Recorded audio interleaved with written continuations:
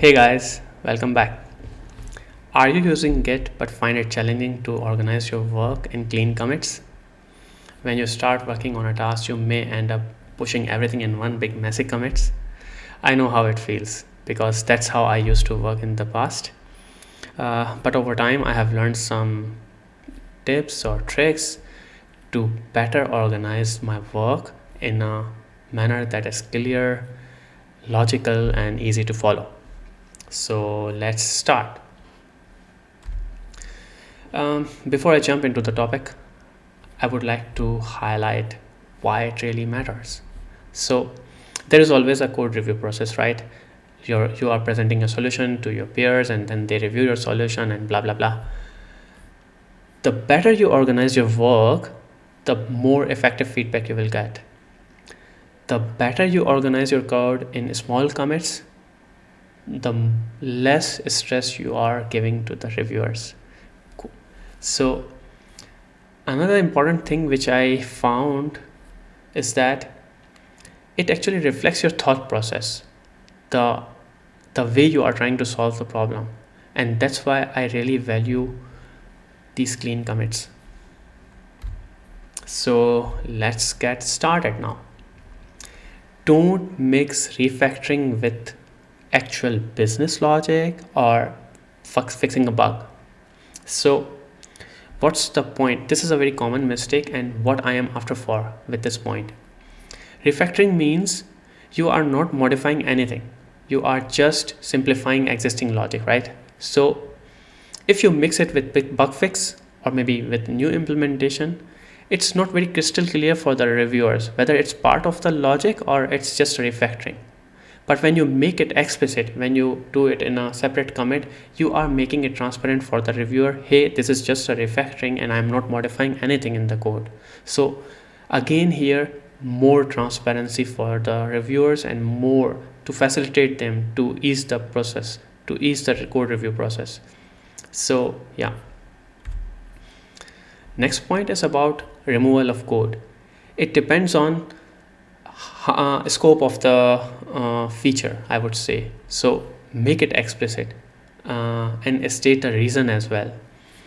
So there was a time when I removed a complete authentication layer from the code base. So I did it in a separate commit. I created a separate PRs for that. And then I explicitly stated the reason, what's the reason behind why I'm doing this. So example template would be that you state a ticket ID and the message, and then you state the reason. For example, on the right hand side, you will see, hey, I am dropping products down layer communicating with MongoDB. What's the reason? Due to performance reasons, product has been migrated to Postgres, hence cleaning it up. So this way you are not actually documenting it for existing peers, but for the future peers as well. And yeah, so it serves the documentation. I love this point actually. So now comes skeleton followed by implementation. What does this mean? Let's say you are working on a very complex business logic, and how would you organize your work? So ideally, how I do it, I try to create small PRs, but with 2 or 3 commits, so that I don't overwhelm reviewers. One such idea would be to not overwhelm reviewer by massive amount of code. So that's what I mean by skeleton followed by implementation details. This means you are actually communicating the business logic first. For example, on the left hand side, you will see that I am just documenting the business logic without going into implementation details. Get user, calculate a score, store a score, boom, that's it. But I haven't tell how I am retrieving the user, how I am calculating the score. This is a completely different, maybe different commits, maybe same commits, depending on the nature depending on the scope or implementation data, how complex or how big would it be. So again, idea here is what I am completely after here is to ease the review process, to ease the reviewer, how effective we can how effective we can get the feedback and make the whole presentation easy to follow. configuration changes are really, really important and vital, so they need extra care, extra eye. So here I would like to cover two particular aspects. Typically, configuration files are stored in different or dedicated repos. For example, maybe you are managing your services with Kubernetes, maybe you are managing your infrastructure with Ansible, so, or Terraform. Then you have a dedicated repos for that, and this does not make very obvious here what do I mean by that. So let's consider an example of Kubernetes. You may need to tune, let's say, JVM parameters for some performance optimization, and you mix it with some, let's say, new manifest file or some other functionality. I would not recommend to do it. So make it visible, make it explicit. What's the reason behind? You are actually communicating or conveying this knowledge to other pairs as well. Okay, if this is the actually problem, that's how we can solve this. And this particular configuration parameter helps in this particular way. So you are actually documenting the reason as well and providing the more context for your whole team. So this is really a plus point. The other aspect which I would like to highlight here is that the concept of a snapshot, which I have learned in my current company. I love this concept. So what this concept is about? It's about, let's say you have an Nginx server which is running in front of a web application, and then you want to modify a log format. There is an idea that you just grab the file, put it in your version control, modify it, and publish it to your production system. Boom. It's not very effective. But how you can make it effective? Because when a reviewer has to review the change, in this specific case, maybe it's very easy and simple, but there could be a complex configuration file. So how does the reviewer know which details should I pay attention to? So when you create a snapshot in the first commit, you just dump the complete file as is without modification. That's what I mean by snapshot. And then in the follow-up commit, you are actually making the change. This way you are again making it transparent and making it easy for reviewer to review your change. So I can show you an example, and then this concept will be crystal clear for you as well. So you see here is a configuration file in Nginx, and I created just a snapshot.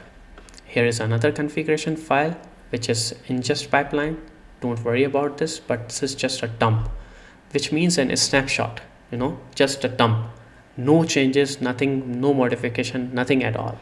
And then in the follow-up commit, I actually make the actual modification. This way you are actually conveying this, hey, to the reviewer, this is the actual change which I would like to highlight, and then you actually state the reason why you are doing this change, and this way it's very easy for a reviewer to review it. So yeah, then comes, so those were the few tips, and now comes the most important point which I have added it in the presentation. So every commit should compile and passes CI/CD pipeline. This is a really important point, I would say. Why? Let's say you roll out something and that has 3 commits, but it creates a problem in production system. Okay, you revert the changes back and your production system is again healthy. Perfectly all right. But the master branch or the default branch is buggy, which means no other person in your team can ship their code to the production system, right? So you need to revert the change. It's up to you. You can completely revert your change, but you know that the second commit, let's say for the sake of argument, you know that it's actually the second commit that creates a problem, right? So you can revert partially and then unblock your other people in the team, and this way they can ship their changes. But it's your call. There is no hard and fast rule, but that's how I usually do it. That's my mindset actually. Closing thought. Okay, all the examples which I have shown you may or may not be able to relate with your real world, and you may argue, hey Anas, whenever I am working on a task, I don't know the solution beforehand, I don't know exactly what I would be implementing, so how do I still create a clean commit history, right? That's the very obvious question, and I had the same when I started early. So there is a concept in Git which is called interactive rebase. You can Google it, you can find a lot of tutorials. I have written a Medium article, I will share it, you can find it in the description below. So what this means, this interactive rebase allow you to edit commit, to merge commit, to delete commit however you like. So it actually allowing you to rewrite your history and make it nice, and this way you are actually creating a nice commit history, and it's very easy. So have a look, check it out, and it would actually help you a lot. So yeah, thank you so much. Those were the few points which I would like to discuss with you guys. So till then, bye.